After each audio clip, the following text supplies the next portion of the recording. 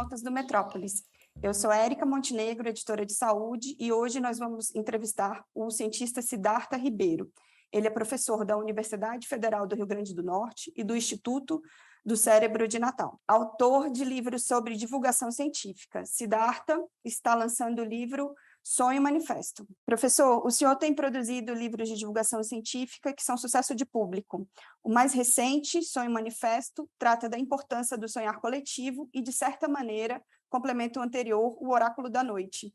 Eu gostaria de começar perguntando qual a importância prática do sonho e do sono para a saúde das pessoas, qual a utilidade científica do sonhar e também a subjetiva. Obrigado, Érica. Uma ótima pergunta. O sono, ele é simplesmente essencial para a saúde humana.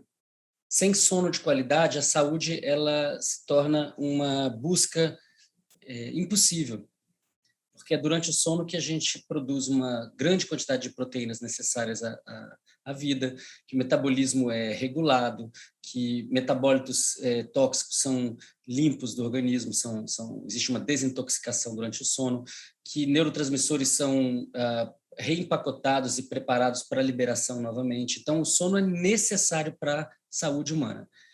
Uma pessoa que dorme mal cronicamente, ou seja, que frequentemente, regularmente tem um sono de má qualidade, ela está construindo um futuro, no curto prazo, um futuro de problemas cognitivos, de problemas de emocionais, de regulação emocional e afetiva, uma irritabilidade crescente, uma bola de neve social.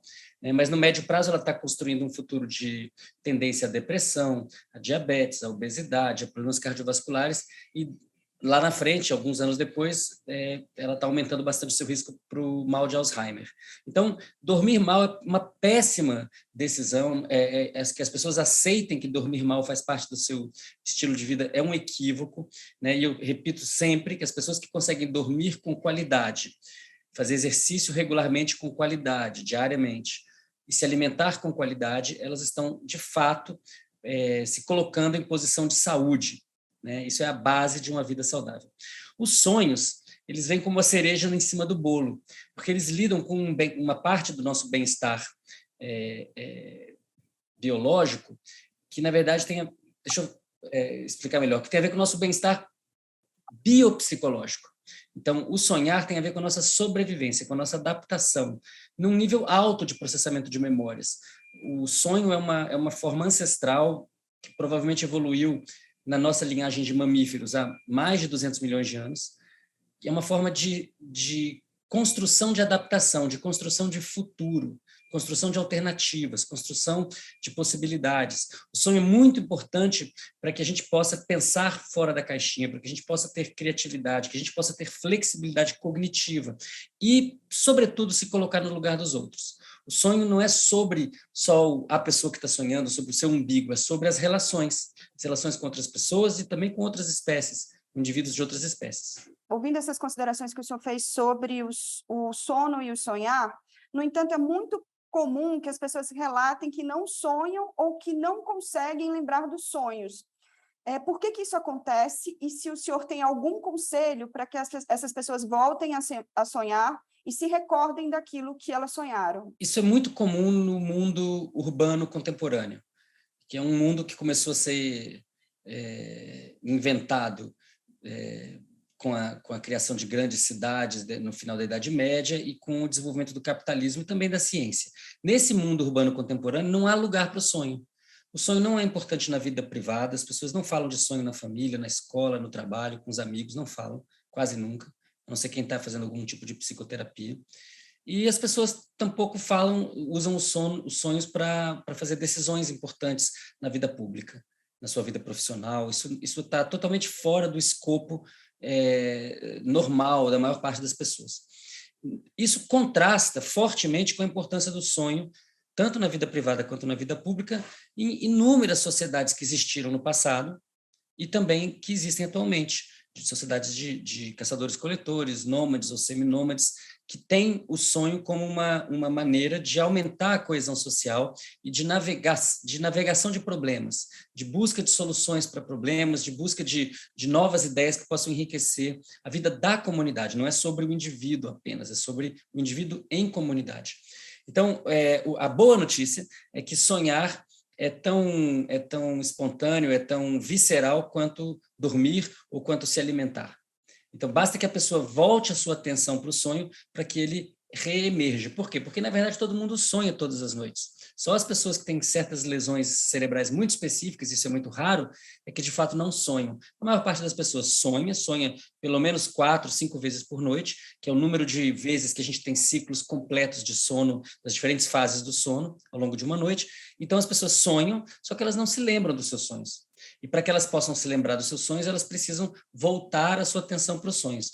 Durante o dia, ao entrar em sono, antes de dormir, mas, sobretudo, ao despertar. Então, a pessoa que desperta, levanta da cama e se mexe e conversa, ela vai se esquecer do seu sonho quase a menos que ela tenha uma propensão, né, genética ou da sua história para se lembrar. Mas, na maior parte dos casos, não é o que acontece. As pessoas, de fato, se esquecem e, quando começam a se lembrar dos seus sonhos, tem a sensação de uma redescoberta, de uma experiência que a gente teve na infância, teve na adolescência e na vida adulta costuma se perder. A gente sabe por que as pessoas esquecem os sonhos, por que as pessoas estão em fases de esquecer os sonhos, isso é atribuído ao estilo de vida? O que explica as pessoas acharem que não sonham? A primeira coisa é que o sonho não é considerado importante. Então, por que você vai lembrar de uma coisa que não é importante?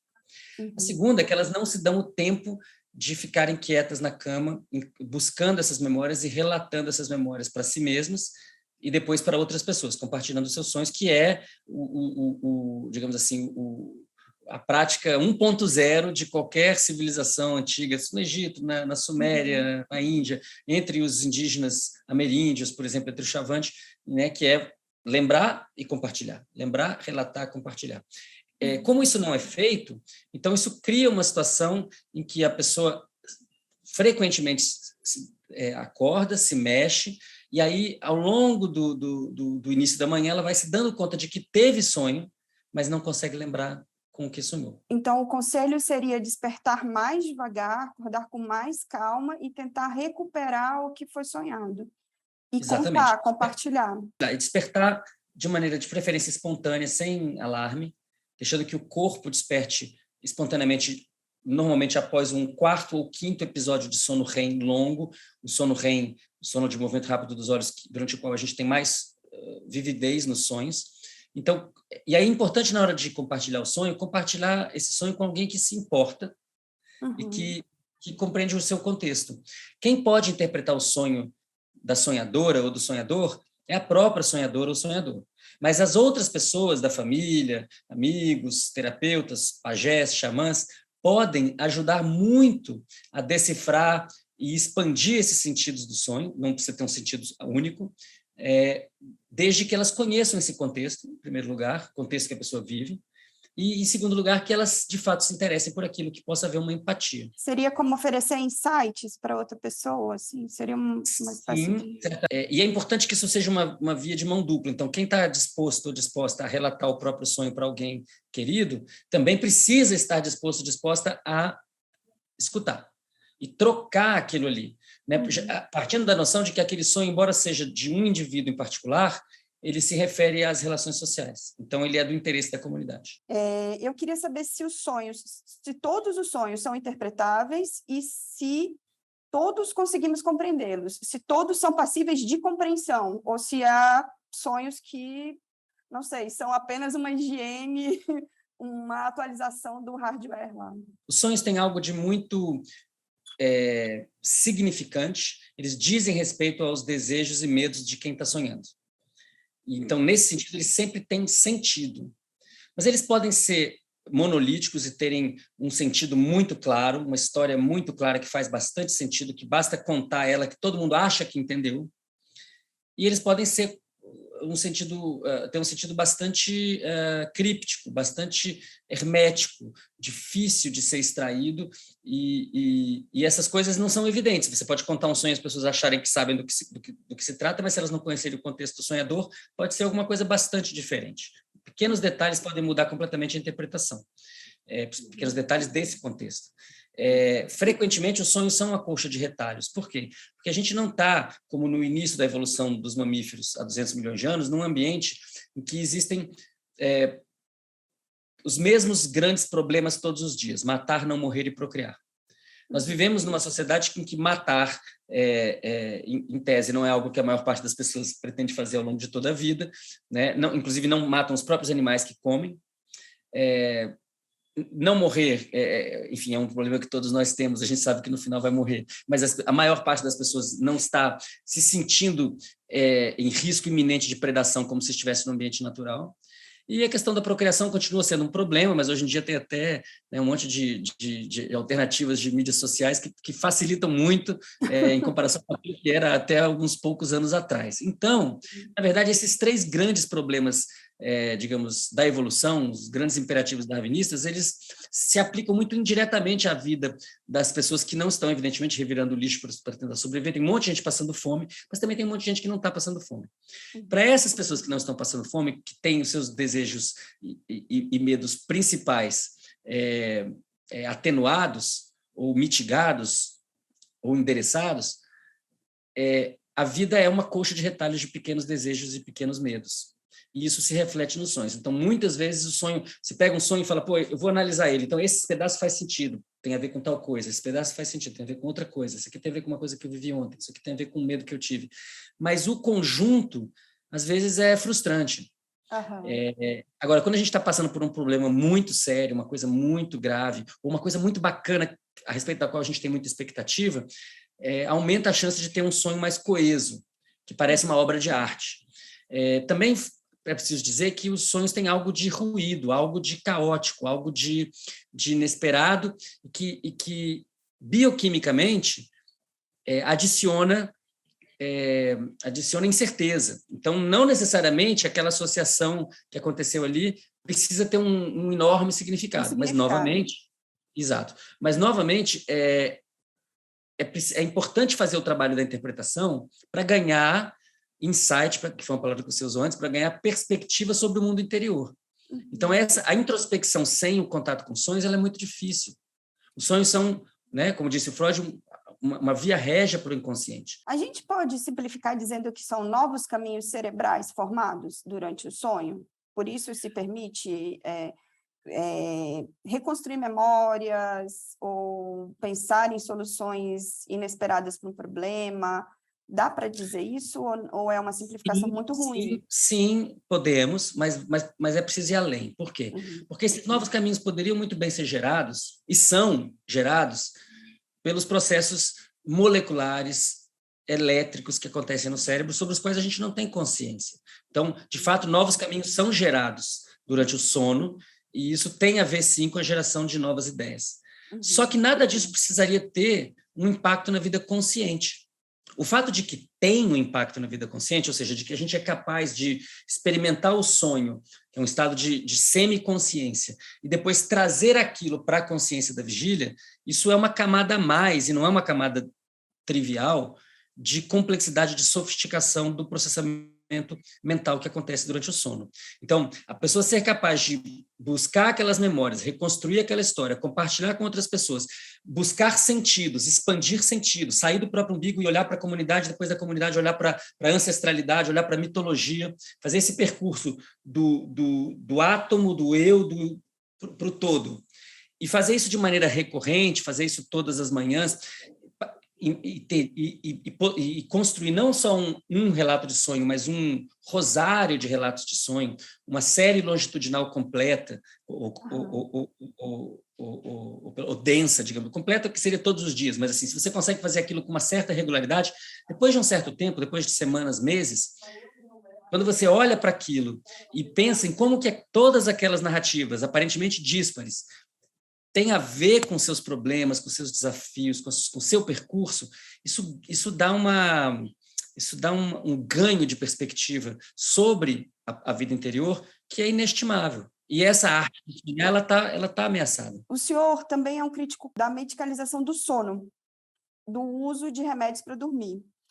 Eu queria saber por quê e quais as outras soluções possíveis que o senhor recomenda para dormir melhor, que não seja o uso de medicamentos. Eu sou um crítico da ultramedicação em geral. Nós vivemos numa sociedade de ultramedicação, uma sociedade em que as pessoas estão vivendo vidas muito fora do equilíbrio e buscando o equilíbrio nos remédios. Outro dia eu estava na internet vendo uma coisa e, de repente, entra uma daquelas propagandas que a gente não está a fim de ver, e entrou uma que falava assim: você não precisa comer bem, nem fazer exercício, nem para se sentir bem. Basta clicar aqui, que é grátis, eu vou te explicar alguma coisa que, evidentemente, eu não cliquei. Isso é uma grande mentira, isso é um crime, né? Dizer para as pessoas que elas vão ter uma vida boa se elas fizerem tudo errado. Então, dorme mal, come mal, não faz exercício, tem relações tóxicas, tolera relações tóxicas. E aí depois você vai querer dormir, aí a pessoa tem um monte de ansiedade, não consegue dormir, então ela vai tomar um remédio para dormir, para baixar a ansiedade. O que vai acontecer com o sono dela e com o sonho dela? Vão ser sono e sonho de baixa qualidade. Vários hábitos concorrem para a pessoa ter um sono de baixa qualidade. Então, vamos lá. Vamos falar de substâncias. Álcool à noite vai cortar o sono REM. Qualquer tipo de derivado de cannabis à noite vai dificultar lembrar dos sonhos e pode ter impacto no sono REM. Pílulas para dormir, tranquilizantes, vão criar um sono frequentemente sem sonhos e que é um arremedo de sono, não é um sono de verdade. É alguma coisa entre a anestesia e o sono. E que tem impacto negativo para cognitivo e emocional. Claro, não estou querendo dizer que algumas pessoas, não quero negar a possibilidade de que algumas pessoas com condições específicas possam se beneficiar desse medicamento, ou desse tipo de medicamento. Mas a generalização disso na sociedade é um equívoco. Aí tem uma questão dos hábitos. Uma pessoa que fica no celular, fica numa tela de computador até tarde demais, ela está construindo um sono de má qualidade, ela está construindo uma privação de sono, sobretudo da segunda metade da noite. Então, ela vai ter um tipo de sono, mas não vai ter o outro tipo de sono, que é o sono com sonhos, e isso tem impactos profundos, como eu já falei antes. Outros hábitos impactam nisso: exercício físico exagerado à noite, alimentação exagerada à noite, discussão de problemas e coisas que são emocionalmente carregadas à noite. Tudo isso vai fazer com que a pessoa tenha uma propensão à insônia, a uma latência de sono exagerada, ou seja, um tempo muito longo para entrar no sono, é um sono leve e fragmentado, frágil, e eventualmente até pesadelos intrusivos. Tudo isso faz parte de um complexo que a pessoa constrói quando ela tem todos esses hábitos negativos. Então, se a gente quer usar o sono, o poder do sono e dos sonhos a nosso favor, a favor da nossa família, da nossa comunidade, do nosso país, do nosso planeta, a gente precisa tratar sono e sonho como alguma coisa muito importante para a saúde física e mental e espiritual para as pessoas que creem. Talvez a coisa que mais diga respeito à vida de quem está ouvindo agora essa conversa é o abuso de telas. As telas são incríveis, podem ser incríveis, podem ter conteúdos incríveis. Precisa de curadoria, também podem ter conteúdos horrorosos. Mas, mesmo tendo conteúdos incríveis, nós temos que falar em dose. Tudo que é em excesso é ruim. Tudo. Qualquer coisa em excesso é ruim. O senhor tem algum segredo, assim, alguma coisa do seu campo pessoal mesmo, alguma estratégia que o senhor use para dormir bem? Não é segredo, porque eu falo isso direto. É a gente conseguir conter a nossa dependência de telas e 1 hora antes da hora que você quer dormir, desligar tudo. E pegar um livro, botar uma luz de baixa intensidade, de preferência amarela, vermelha, nada de luz azul, branca. Isso é outra questão importante. A luz azul impede, dificulta a formação, a síntese da melatonina, que é necessária para que o nosso corpo possa saber a hora que ele tem que dormir. É mais o controle do ambiente, onde descansar, né? Cuidar da qualidade do ambiente. Ter uma higiene de sono bacana, um quarto bacana, silencioso, escuro, com temperatura adequada, onde você se sinta seguro. Isso é fundamental, né? E não é complicado, não é caro, mas exige que as pessoas façam uma crítica, uma autocrítica. Que elas olhem para os seus hábitos e digam: eu não vou viver bem se eu mantiver esses hábitos. E, em vez de eu buscar um novo remédio para tentar resolver o meu problema, eu posso buscar esse remédio dentro de mim. Ninguém precisa tomar melatonina se fizer... Claro, algumas pessoas têm algumas condições que exigem a reposição geral, né? Você está falando num contexto geral. Mas na maior parte dos casos, a pessoa está tomando melatonina porque ela está fazendo tudo errado e a melatonina está sendo colocada lá porque ela não consegue fazer a própria. Mas a gente tem uma glândula pineal que faz a melatonina, desde que você se coloque em posição para que isso aconteça. Então, com luz na cara, com estímulo audiovisual intenso, isso não vai acontecer até muito tarde da noite. E aí, quando a pessoa vai dormir às 2, 3, 4 horas da manhã, ela está remando contra uma maré hormonal. Né? A melatonina devia ter subido às 8 da noite, 9 da noite, e às 5, 6, 7 ela devia estar tendo cortisol subindo. Uhum. E quando ela está indo dormir às 4 horas da manhã, ela está indo contra essa maré. O cortisol vai fazer ela acordar, vamos para a vida, vamos para a vigília. E ela está tentando dormir, está tudo errado. Agora, o que é uma hora adequada para dormir? Então faz a engenharia reversa. Que hora que você acorda? Eu acordo às 7. Quantas horas eu preciso para dormir, para me sentir bem? Cada pessoa é diferente. Eu, nessa fase da minha vida, nessa idade, eu preciso de X horas.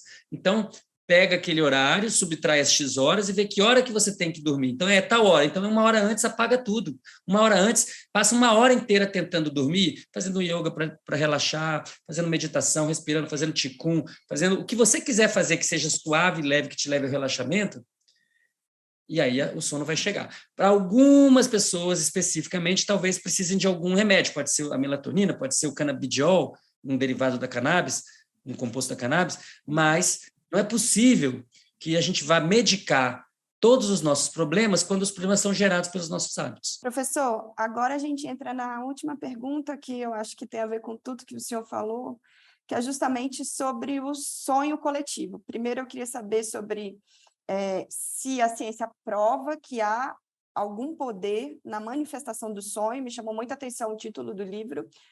Se a manifestação do sonho tem algum poder, e como se sonha coletivo, e o que o senhor sugere que seja o tema do nosso sonho coletivo? Do ponto de vista científico, os sonhos passaram quase que o século XX inteiro abandonados, porque houve um divórcio entre a parte da psicologia que se interessa muito por sonhos, que é a psicologia de profundidade, de Freud, Jung e N pessoas, e, por outro lado, a biomedicina e as neurociências, em particular, que passaram a considerar aquela contribuição não científica.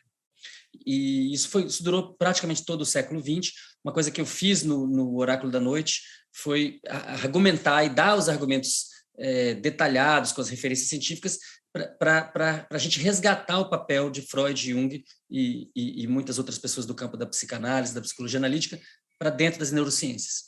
Eu acho que isso está, para mim, isso é pacificado. Então, a ciência, ela por muito tempo não entendeu muito de sonho. Isso começou a mudar nos últimos 20 anos, e agora a pesquisa em sonhos ela tá muito quente na neurociência. Tem um monte de artigos novos sendo publicados a cada ano nas revistas de maior impacto. Isso é um movimento muito bonito, eu faço parte dele, estou muito entusiasmado com isso. A ciência não entende ainda dos sonhos, não entende bem a questão do sonho coletivo. Quem entende bem disso mesmo são os ameríndios, são os indígenas brasileiros, colombianos, os guajiros, o Ayu, lá entre a Colômbia e a Venezuela, que têm a experiência de muitas pessoas terem o mesmo sonho a cada noite. Isso não necessariamente precisa de uma interpretação mística. Você pode pensar isso como sendo a expressão de contingências comuns, de uma vida compartilhada. Necessidade do momento, né? Isso. Necessidade de sobrevivência também. E nem estou dizendo que acredito que é uma coisa ou outra, eu acho que a gente conhece muito pouco, a gente está nesse momento de se abrir para tudo isso. Mas o que a gente pode falar, sim, do ponto de vista científico, é que o sonho, quando você sonha com alguma coisa, com alguma tarefa, com alguma coisa que exige esforço, você se torna mais capaz de realizar aquilo. Isso foi demonstrado, já está demonstrado há uns 11 anos. E a gente sabe que quando a gente está sonhando, a gente envolve regiões cerebrais que são as mesmas regiões necessárias para que a gente possa se colocar no lugar das outras pessoas, para que a gente possa entender o que as outras pessoas pensam, sentem, e se colocar no lugar delas, sentir empatia. Uhum.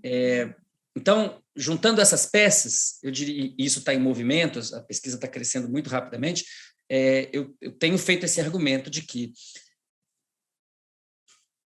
se a gente olhar para a grande contribuição sobre sonhos dos ameríndios, por exemplo, no Davi Copenaua, Na Queda do Céu, junto com Bruce Albert, está muito claro que o jeito de sonhar do homem branco, da mulher branca, da sociedade urbana contemporânea, é um jeito muito ruim. É um jeito em que as pessoas não se lembram de sonhar. Quando se lembram de sonhar, é só um sonho sobre elas mesmas. Não é um sonho sobre a comunidade. E aí vem, voltando para a tua pergunta, o que a gente precisa fazer aqui é de unir saberes, unir a ciência com os saberes não científicos sobre o sonhar, por exemplo, né, para que a gente possa construir esses sonhos que aumentam o vigor e a conectividade do tecido social.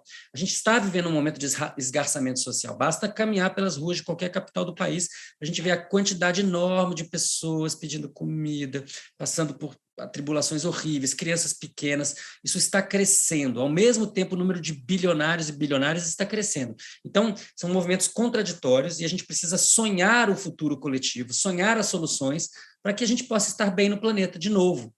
Estivemos provavelmente bem no planeta há 20 mil anos atrás. Estivemos talvez bem no planeta há 15 mil anos atrás. E atualmente tem milhões, centenas de milhões de pessoas passando fome.